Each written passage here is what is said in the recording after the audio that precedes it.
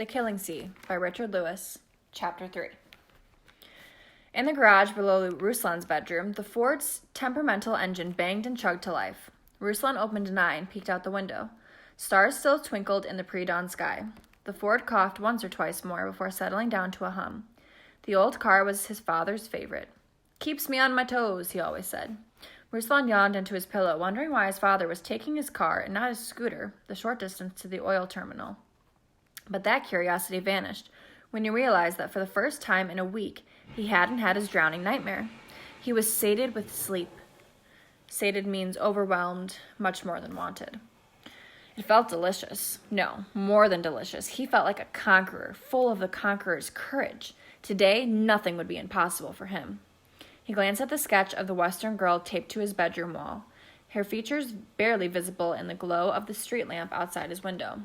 Too bad he hadn't been like this yesterday. She would have noticed him for sure, a strong and handsome hero who had the courage and strength to rescue her from all dangers. Well, there were other girls to impress. Teju Sari, for example, a flashing-eyed beauty who worked at the photocopy shop.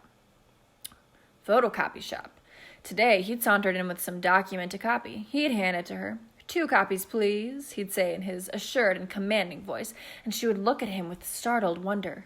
His reverie was broken as mosque speakers all over town burst to life, summoning the faithful to dawn prayers. After washing, he prayed in the second-floor prayer room.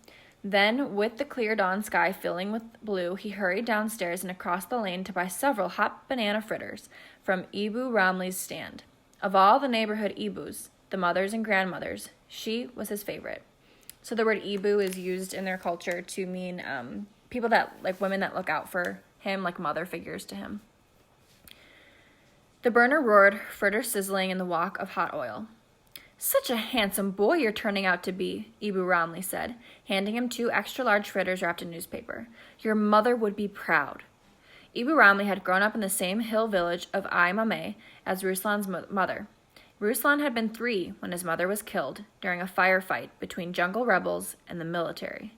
He remembered nothing of her, and his father rarely spoke of her. He went up to his bedroom to change his sarong for a pair of jeans to wear to work, but didn't put on his shirt.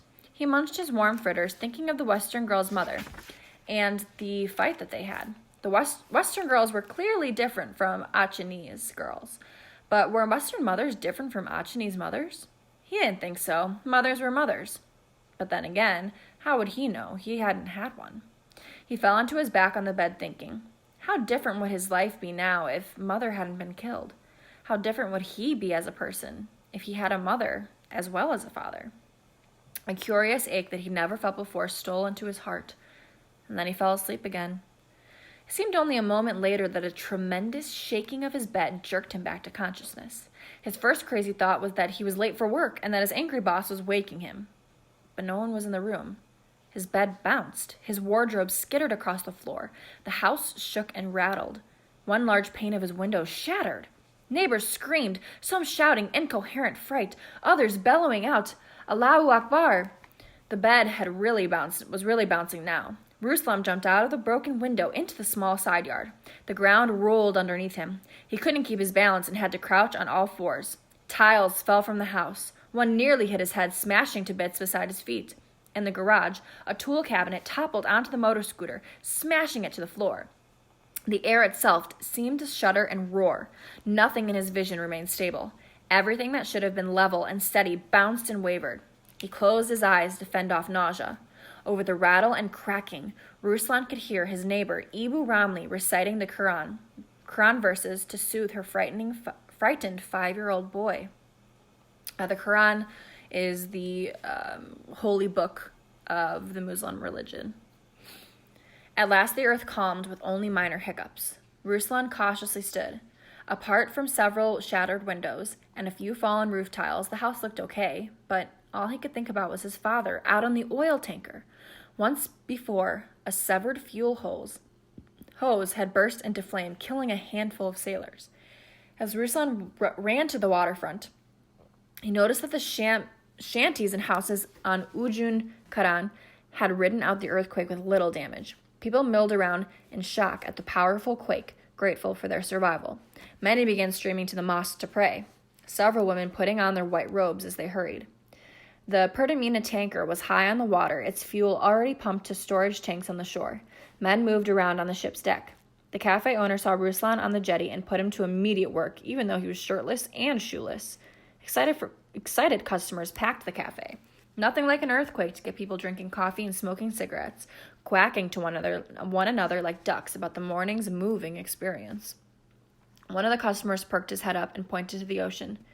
Hey, shouldn't the tide be rising? The tide not only dropped, it rushed out to sea, drying out the fringing coral and exposing the mucky bottom beyond for hundreds of yards. People flocked down to the seawall to watch. Many gleefully chased stranded fish. A grinning man held up a red snapper to his wife. "We'll eat well tonight for free," he said, laughing. Ruslan slopped a glass of coffee in front of the wrong man. Ignoring the boss's annoyed shout, he stared out at the distant sea. Out in the harbor, the tanker's anchor lifted clear of the water as billows of smoke poured from its exhaust stack. Black water roiled off the stern, the propeller churning up sand from the sea floor as the ship made an ungainly turn toward the horizon. Ruslan slipped away from the cafe and the curious onlookers. He began to run, not knowing exactly why, but instinct making him head away from the sea. His bare feet hurt, so he stopped at the house for a pair of sandals and snatched a yellow shirt from the front table as well. He almost overlooked the letter on the table that he had already missed seeing once that morning. It was addressed to him in his father's handwriting. He stuffed the envelope into the shirt pocket. And in the distance, along the seafront of Ujun Karan, screams rose from 100,000 mouths.